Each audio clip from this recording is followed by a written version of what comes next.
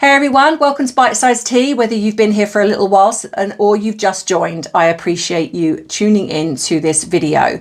So I'm going to talk a little bit about Katie Price and Peter Andre. Though for those of you who are not in the UK, you probably don't really know. If you're Australian, I'm pretty sure you know Peter Andre. But I'm also going to be discussing what are the things that have been coming out in regards to these two and looking at their relationship. So if this is the type of thing for you where you want to look at celebrity behavior in the hope that it maybe helps things around yourself or what's kind of going on for you, or help you understand a little bit more about what is going on in the celebrity world, then this could be the channel for you. My name is Ems. I'm a qualified UK therapist. I give you bite-sized videos packed full of knowledge in the hope that it helps you navigate what could be going on for you. So if you're still here, welcome. Go grab your drink, sit back, relax, and let's get into some bite-sized tea. So for those of you who don't know, Peter Andre and Katie Price, I'm going to put a picture up of them here now. They are both celebrities in their own right. So Katie Price has been around for a long time. She started off as a page 3 model named Jordan, and then she went on to do various things and become a businesswoman, and she's been in various other things like Celebrity Get Me Out of Here. She's very well known in the UK, not always for the right reasons, but she is well known. A lot of the time it is to do with the amount of surgeries that she has, but again, her body, her choice, whether you like them or not, I'm not gonna critique that. Peter Andre is also an Australian, I believe, celebrity. He had a very famous single back in the day, and called Mysterious Girl. So he's quite well known, but I do feel that there were certain points when he wasn't, he sort of went off the radar, whereas Katie Price has been kind of consistent throughout, like I say, not always in a good way, but still been consistent. Katie Price has come, kind of been attacked a lot in the mainstream media and social media for a lot of it's to do with her relationships, her surgeries, etc. A lot of it's to do with her personal life, not really about her professional. And for the most part, Peter Andre has kind of skated along. He's in what seems to be a long-term relationship with his wife, Emily, I believe her name is. And obviously they've got, Katie and Peter have got children together, Princess and Junior, who are just lovely. And again, I'm not going to be talking about these because they are their children and it's not relevant. But what's coming out at the moment is the fact that a lot of people are now accusing Peter Andre of narcissistic abuse towards Katie Price. Now, of course, he's got a select fan base. Of course, a lot of those people are coming out and saying this isn't true, that Katie was the problem. And when I look back at their relationship, now remember, we're talking a lot of the time that, these are two people in the public eye and they did a reality TV show together. And some of the things that are coming out are not very flattering to Peter Andre. And I will say that I think actually some of his behavior is actually quite appalling and a red flag. However, I will also say that there are certain aspects, of course, Katie Price, where she's also not showing a great side to herself either. But when you look at them as a whole, and I do try to stay as neutral as possible unless I have very strong feelings about a situation, and going by what I'm seeing coming out now, I think what is scary to me is how normalized we made this back in the day. And I think to some degree we still do. So if you look at some of and if I can find some clips and I'm okay to put them up here, because I don't know if I'm going to get a copyright strike. I might do, I don't know. But you can see by Peter's body language that there is an aggressive side there. He is definitely coming out, and some of the things that he is saying, what it absolutely does show is that neither of these two have any respect for each other.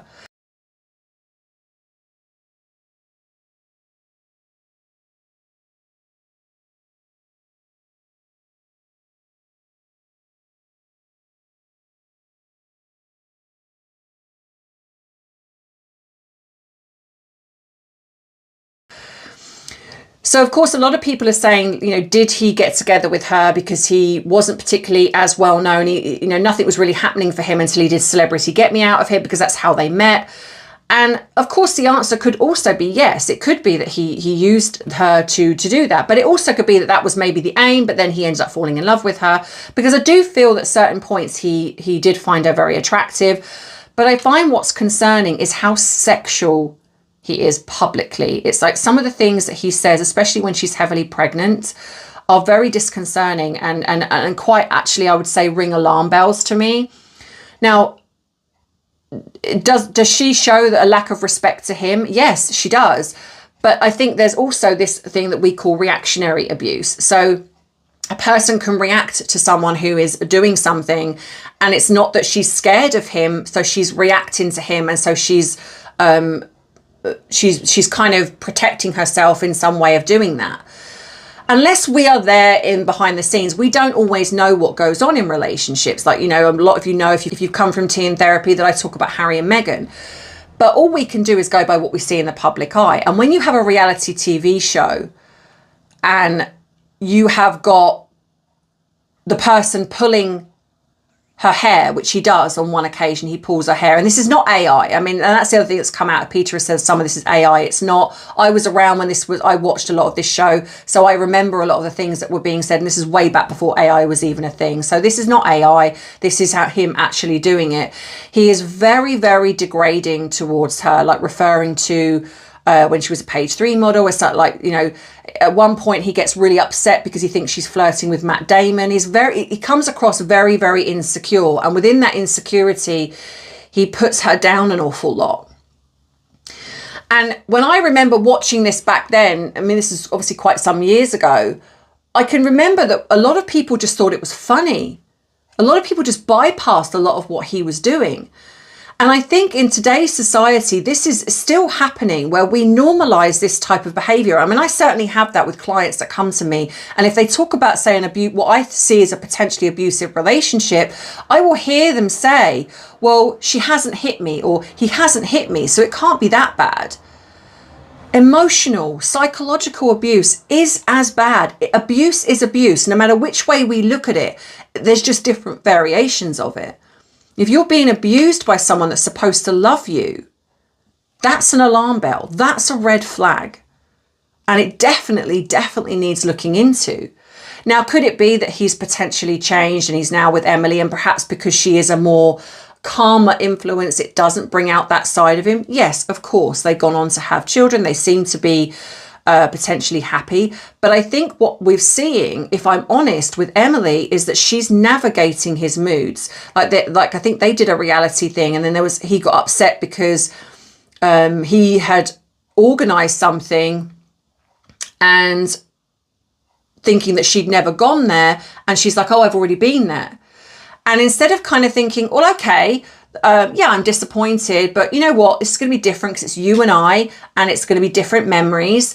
He gets moody about it, and he sort of starts reacting and sort of almost acting a little bit childishly. And then if you watch, what Emily does is she plays it down. She tries to dampen so it doesn't escalate.